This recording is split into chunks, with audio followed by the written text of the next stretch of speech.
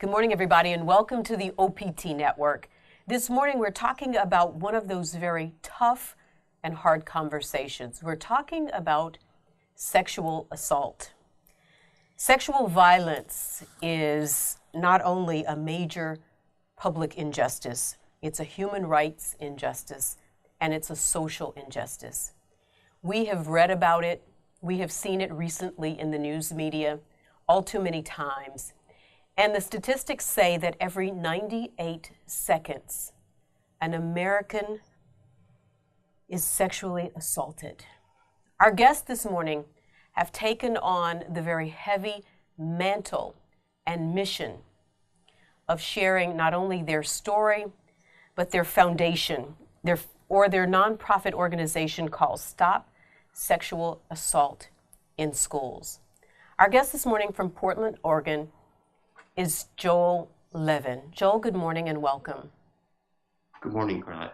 Thank you very much for having me. Absolutely. This is such an important conversation, Joel, and I know that your wife, Esther, and your daughter your family has taken on this mantle not because you wanted to, but because you almost had to. I want you to take us back to November 2012, when you and your wife got that dreadful phone call from your daughter's school. Right. Well, my daughter was on a field trip in the Olympic National Forest in Washington, and this was the morning right after the election, Obama's re-election. Mm-hmm. I got a call from the camp. The camp counselor said, "Your daughter's been sexually assaulted." And were those her words, Joel? Those were her words, yeah. Mm-hmm. She said, "Your daughter has been sexually assaulted." And so I could feel the knots in my stomach. I was feeling just sick. That's the worst thing a parent would want to hear. Mm-hmm. And I finally was able to talk to my daughter directly, and she was completely shell-shocked, traumatized. She could barely talk and describe what happened. Mm-hmm. And so after I spoke with her, I called my wife, and I was at work. I called my wife, and she broke into tears, and we decided to go drive 3 hours to her camp to meet her. She would take it to the hospital there in Port Angeles, Washington, and treated in the emergency room, and had a forensic exam, or what they call a rape kit, performed. So that was the beginning of our nightmare, and unfortunately it continued when we tried to first learn how this could happen to her. Mm-hmm. How is this possible that we had placed our daughter under the care and supervision of the teachers and the chaperones? Right. And how is this possible that this could have happened? Trying to find that out, and also just trying to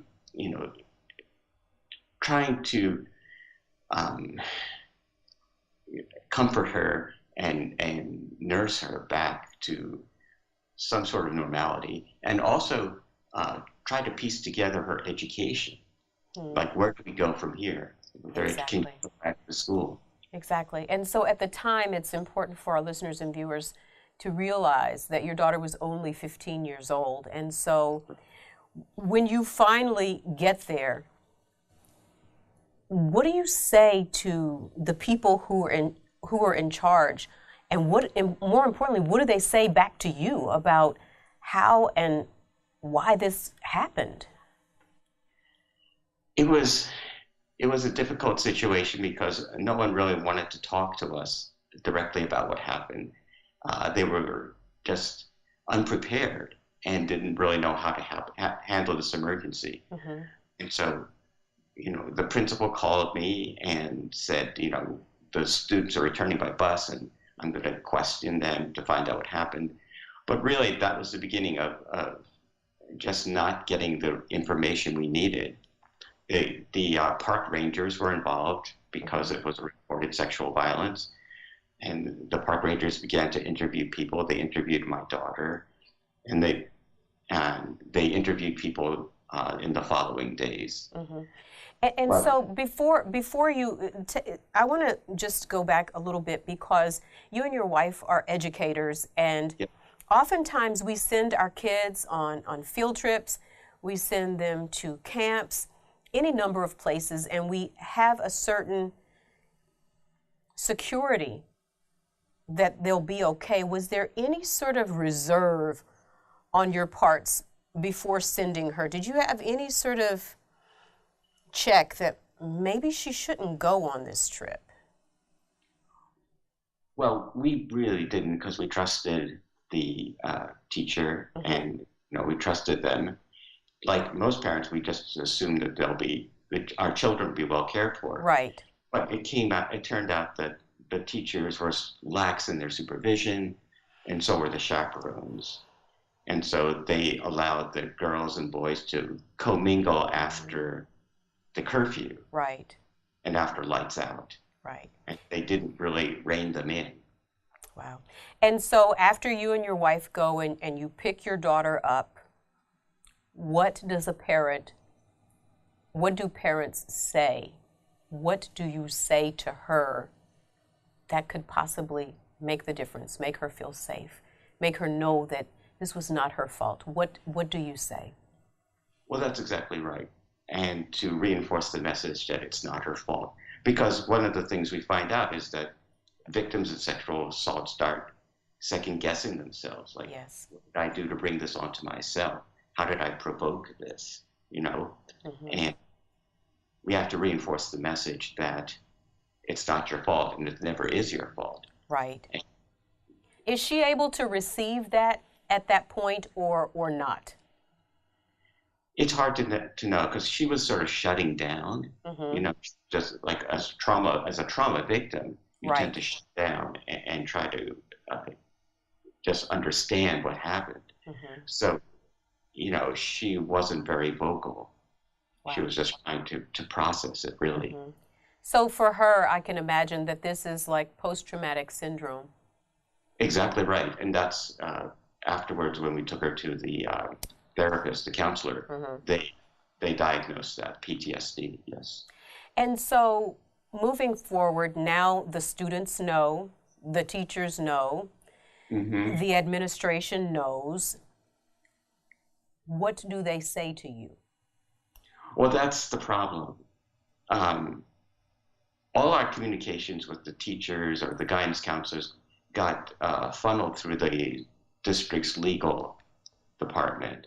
The legal department was really took on being the spokesperson for the entire school. So they filtered all the communications, and they were very hesitant to um, to be blamed, really, to be put in a position of having to say, figure out, did we do something wrong? They didn't even want to say that we did something wrong. They were concerned about their liability first and foremost, instead of the well-being of our daughter. And that was a big point of friction. Instead of looking at the school as an ally, can you help us figure out what happened? Right. Can you help us put the pieces of our daughter's education back together? They were adopting more of an adversarial type of stance, saying, well, we're not going to admit to anything. And we don't really know what happens. We're going to let the police determine what happened. And meanwhile, our daughter's education is languishing because she cannot go back to school with all the rumors going around Right. about her, Mm-hmm. saying she wanted it, saying, she Mm-hmm. framed the perpetrator. And all of this is going on. So how can she go back to school and study and concentrate when this is going on? And besides, her physical health was, Her mental. yeah, Mm-hmm. exactly. She was experiencing nightmares every night. She couldn't go to sleep because she was afraid that she would have a nightmare, sort of reliving the experience. Mm-hmm. And so, a sleep deprived kid is not going to do well at school. Or anywhere, really, at all. Right. This is a tough conversation, but it is necessary. Our guest this morning is Joel Levin. We're talking about sexual assault, but even more than that, what can we as parents, leaders, teachers, people who care about our children, what can we do to prevent it. Stay on point. We're back right after this. Welcome back, everybody, to the OPT Network. This morning we're talking about that tough conversation that a lot of people really don't want to have. We're talking about sexual assault. We've seen it in the media. We've heard about it on college campuses. We've even heard about it in primary and secondary education. Our guest this morning, Joel Levin, is here to talk about his family story and their work to not only talk about sexual assault, but to hopefully prevent it from happening to anybody. And so before we went to break, Joel, we were talking about your daughter and the challenge, the pain, the deceit and the deception, I believe, of the school system, and how she and your family were let down by those people that are supposed to care the most for our children, and her not being able to continue her education and graduate with her peers. Talk about where you and your family go from there. What do you do about her education after that? Yeah, and that was exactly the question we were asking ourselves. How do we piece together her education after this? She could not return to her school because the rumors are flying. She was, being retaliated against. People were saying, well, you brought it on yourself. Mm-hmm. You're framing the perpetrator and so forth. So we couldn't send her back to that school. We hired an educational consultant to evaluate the situation. Mm-hmm. Do homeschooling, what's good for her. So they recommended that she be part of a residential treatment center, and we sent her to it. It's like a boarding school, actually. Mm-hmm. This treatment center, they get an education plus they get counseling. And so how did you and your wife Esther and your daughter make that decision that you are gonna yet trust another system again, and you're going to send her away to try to help her heal? How do y'all work that out in your mind, I guess, right, and in your heart? Right. Yeah, I think this particular residential treatment center came well recommended by our consultant. This was an all-girls treatment center, mm-hmm. and the young women at that center are there for different reasons. They may have had substance abuse and all kinds of stories, parental abuse, neglect, mm-hmm. not just sexual abuse. So this is a highly structured environment. They receive counseling, group and individual counseling, plus they have an education, a teacher. Mm-hmm. So not only do you get an education, but you get the emotional and any other support you need. So was your daughter able to, when y'all are making this decision, is she able to communicate with you all that she would be okay there, or she felt that would be a safe space for her? Yeah, she was okay with it. Mm-hmm. And I think she liked the idea of being among peers who are also trying to come to grips with their problems as well. Mm-hmm. And they could support each other as well as receiving support from the counselors. And so you go through this legal process because now you're dealing with all of the legalities. Talk about how that process really ends for your family, and is there resolve in that? Yeah, so, this was a learning experience for us. We're trying to find out, again, what happened to our daughter, why it was allowed to happen, why couldn't we get a straight answer about how to continue her education, what were they going to do about the retaliation from her peers, trying to find out the answers to these questions. Mm-hmm. And we were sort of met with indifference, misinformation, and confusion, basically. So it just became, we didn't know where we could receive the facts and understand what happened and try to rectify the situation. So we finally had to escalate our complaint to the state level. And that's when we learned that there's actually federal laws that govern these type of situations. And it's really that was the first time we learned that sexual assault and sexual violence is a type of discrimination. And there is a federal law called Title IX that deals with discrimination based on sex. So we didn't know that. And it turns out the school didn't know it, and they're supposed to. And so that began our quest to hold the school accountable. Do you think, though, Joel, in hindsight, and it sounds like not only your daughter's school, but all schools and college campuses where this happens, do you think that they were just woefully unprepared and really didn't know what to do? I think that accounts for a big part of it. They just don't know. They weren't aware of Title IX. Our school district certainly wasn't. Right, because when we look at Title IX and when we think of Title IX, we usually make that applicable to sports. And, Correct. you know, we don't really think about that in terms of sexual assault, but it is indeed discrimination. And so Right. now you're tasked with fighting this battle. You're having to put, I'm sure, everything on hold to get some resolve. How do you and your wife deal with that? Because, you know, you still have a whole life to live. Right. Yes, I have a job to do. Right. And you know, we spend countless hours trying to first learn about what the rights are. What avenues do we take? What are our rights and our appeal avenues? How can we go about, you know, really holding the school accountable? And it really took a big effort.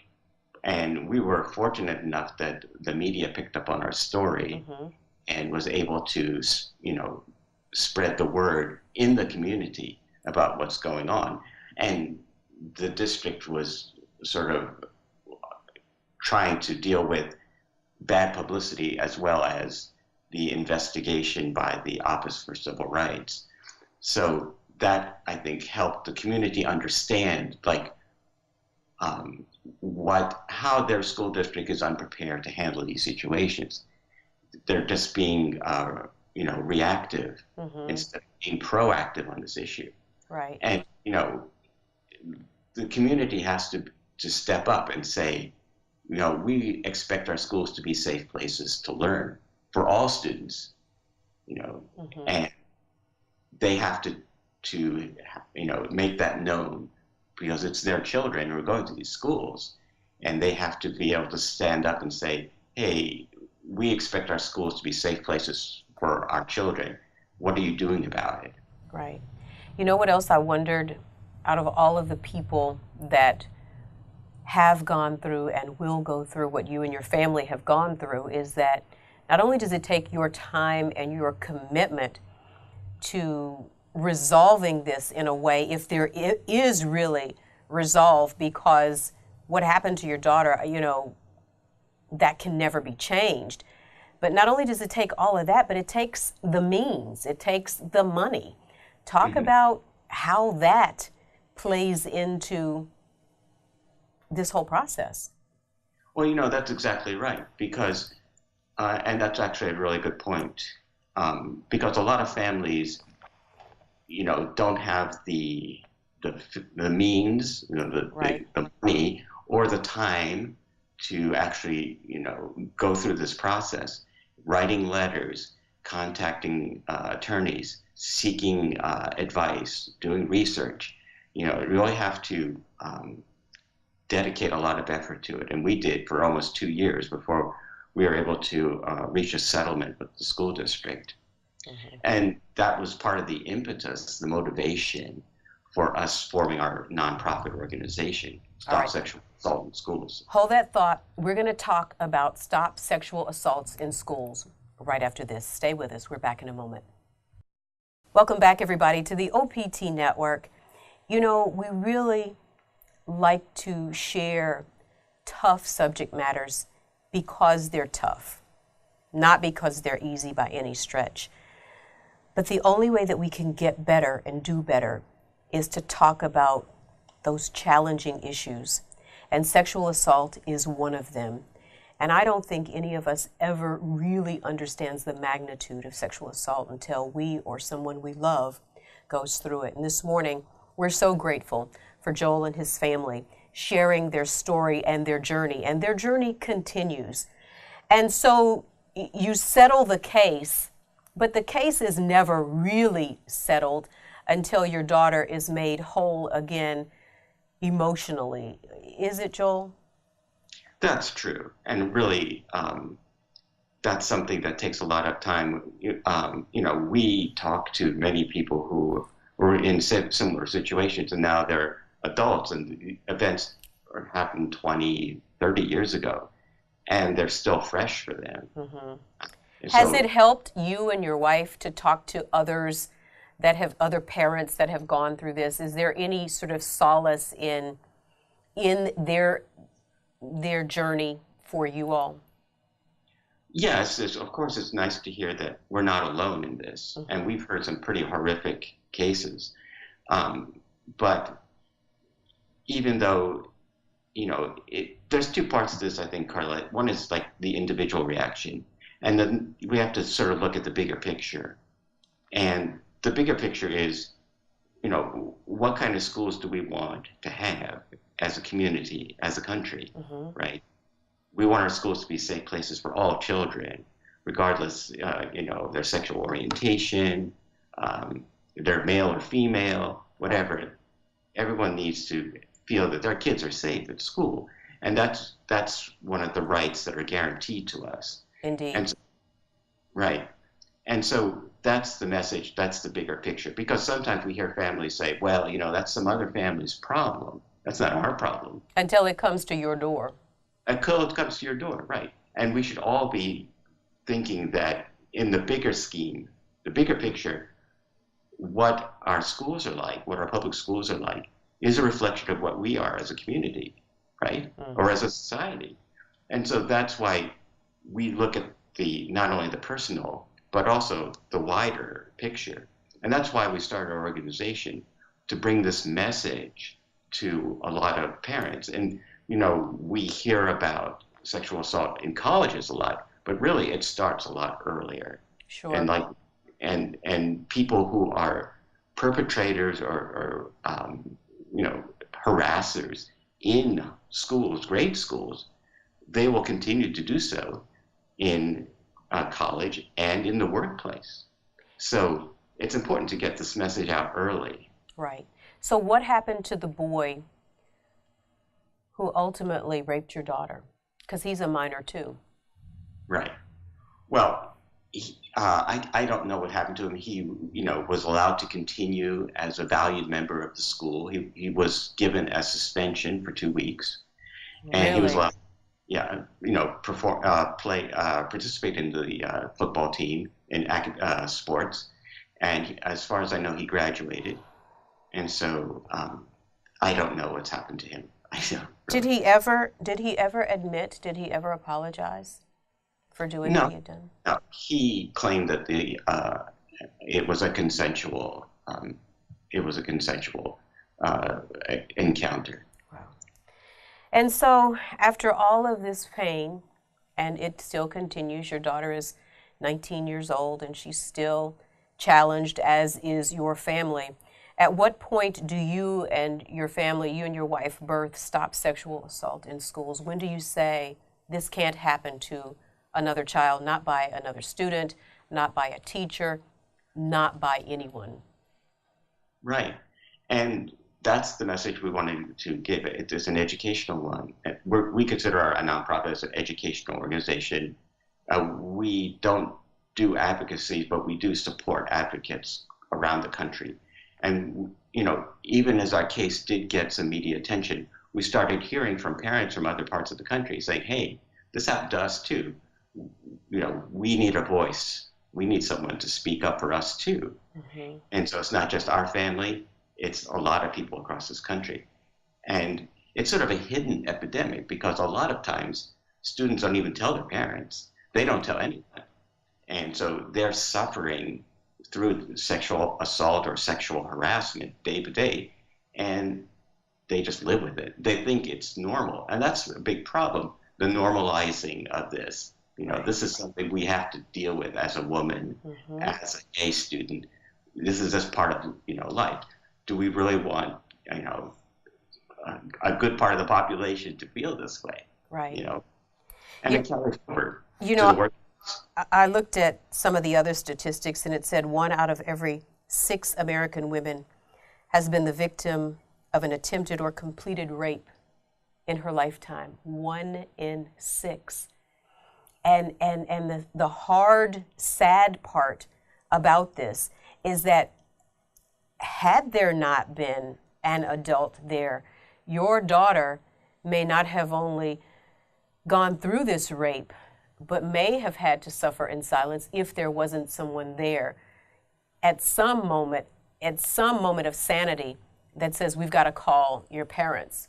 You know, we don't really know what she would have done if there had not been an adult there. Right, we don't. And so I think one of our goals of our organization is to really be an education source, and that's why our website at SSAIS.org has tons of resources for families and for students that they can look at and learn about not only their rights, but different support groups across the country. And, you know, we also decided to produce a video. I do want to spend a few minutes on this video, if that's okay with you. Sure. Yeah, we did create a video called Stop Sexual Harassment Not in Our School. And this is a video that was made by children, by students, high school students. And they went around and interviewed experts all across the country, had Skype conversations with legal, educational experts. And so that as they learn about their rights and about sexual assault in K-12, the viewer learns about it as well. We watch them learn, and at the same time, we learn about it. And so, going forward, Joel, have you been able to see some healing in your daughter? Are you seeing some semblance of that girl, that young woman, coming back? Well, I think she's trying to put it behind her. She doesn't like to talk about it that much because it makes her relive the experience. I think she's trying to move on, move beyond it, realize that her education was derailed by this event, but trying to, you know, trying to make it right and try to get on with her life. You know, it's never easy when you're in a town and everybody knows your story. But here's what our hope and our prayer is for you, Joel, and for your family and for your daughter, is that this huge mess will turn into, and it already has, it's turned into an incredible message. And this message will spread across the country, and it will help other victims, but it will also prevent others from becoming a victim, and that we won't live in shame and allow our girls and our boys to live in shame for something that was not their fault. I know that you guys have had, I can only imagine the challenge and the sadness and the uncertainty that you have had, but we want to thank you and your wife and your family for opening up and sharing your heart and your story with our listeners and viewers. And it is our prayer that many people will take away from this incredible conversation your courage, and hope that your daughter will live a life of excellence and be all that God created her to be. Thank you so much. Thank you so much, Carlette. Before we've got to go, give that website one more time. We'll put it up on the screen. Yes, our website is SSAIS.org. And that stops sexual assaults in schools. And our video, you can watch it on our website. It's a free video. It's called Sexual Harassment Not in Our School. Very good. Joel, thank you so much. Thank you so much, Carlette. Hey, everybody, stay on point. We're back right after this. When they blame victims, discredit them, they are doing damage to that woman. They're just getting away with this? Not anymore. I have made a decision to no longer remain silent. I published a letter in the hopes that somebody would realize what was going on. I wanted to blow the lid off the whole thing. It wasn't the school I went to. These young women have demonstrated true courage. She was raped. And then not only was she raped, but then she's isolated. The Halifax teen took her own life after she was allegedly gang raped and bullied when photos of the attack circulated online. 3 Tumwater High School senior girls will be sexually assaulted before they leave Tumwater High School, and I say no more.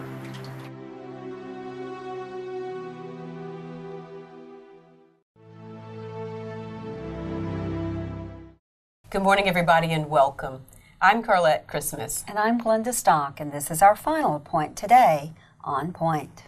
Glenda, some conversations are just really hard to have, and this morning's was one of those. Definitely. Talking about sexual assault, we want to say right off the top that we want to thank Joel and his family for the work that they're doing, and also for the courage to continue to share this story that is still, you can feel the pain and the hurt.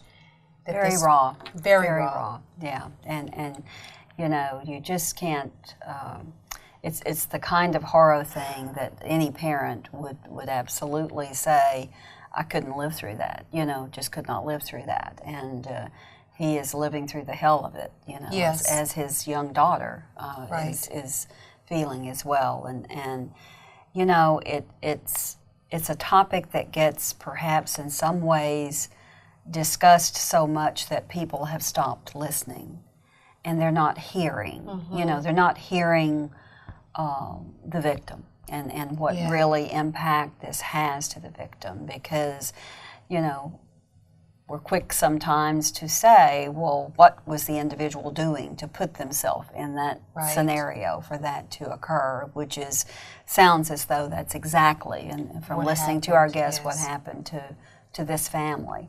But, you know, the ramifications of that are such that her life will never be the same, and she'll never be the same.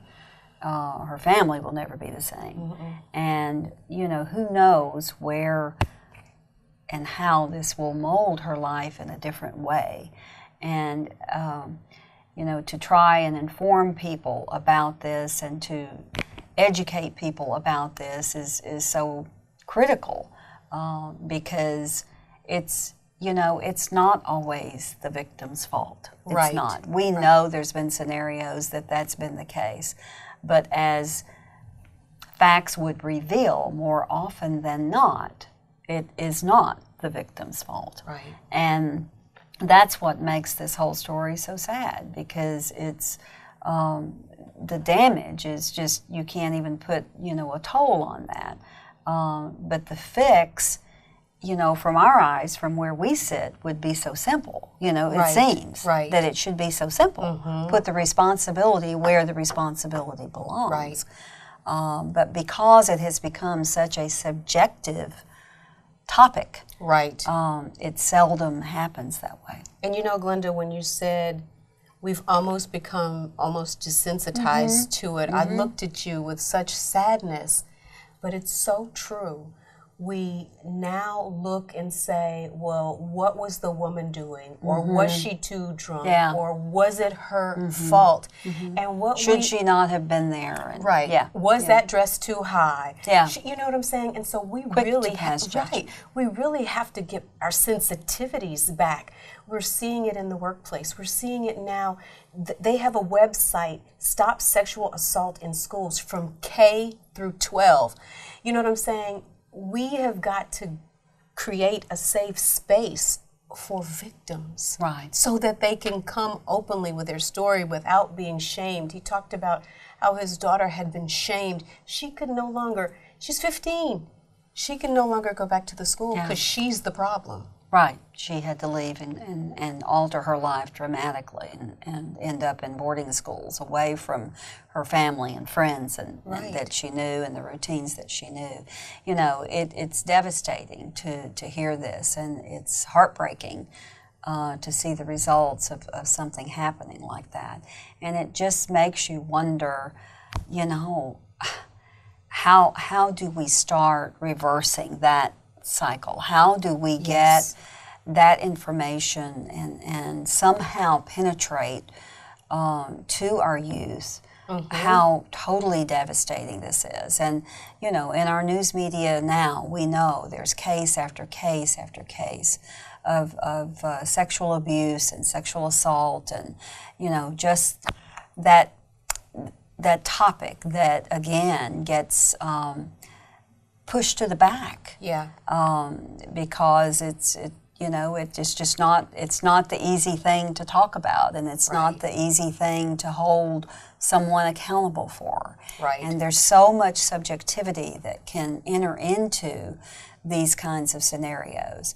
And it saddens me, because it makes you really wonder how many victims are really out there. Right. And have not that we never reported. heard from. And I think that there are tons of victims that will not report for the very reasons that they see other people going through the shame and the condemnation for being a victim. And I'm going to tell you one thing. It's not, and I've said this before, it's not until it happens to your daughter or your son or somebody you care deeply about that you could feel differently about that. That bell will ring differently. It will ring differently. Yes. And I'm going to tell you, you can still feel this family's pain. And he said and it's true, when anything happens to anybody in a family, it's not just that person. Right. The whole family. It touches every member in some form or fashion, which makes it all the more critical, you know, that we do get the message to these. And, you know, their focus being on high school students, and certainly starting there is, I think, a wonderful place to begin. And it breaks your heart to think that we have to do that. Right. But it's very real, and we see it on a day-to-day basis. You read it on a day-to-day basis if you open a newspaper, or, you know, pick up an article, or pick up a magazine, or, you know, just keep your eyes open and your ears open, and you're going to hear about it. Right. And, you know, these are our young people. These are our daughters and sons that are living, frankly, in a world that they should feel safe and protected in. Right. Only to sometimes become a victim of a very, very serious and devastating crime. Right. And they have taken this horrific nightmare that has been their life, and they have turned it into a powerful message. And they're connecting with people from around the country with this website, Stop Sexual Assault in Schools. And so if you're going through that, there's good information on this website that will help you. If you're fighting a school system, if you're fighting the fact that a teacher assaulted a student, this is a good place to start. So once again, Glenda, we can't thank this family enough for sharing their story. We're out of time for now. I'm Carlette Christmas. And I'm Glenda Stock, and this has been our final point today on Point. Stay with us, everybody. We're back right after this.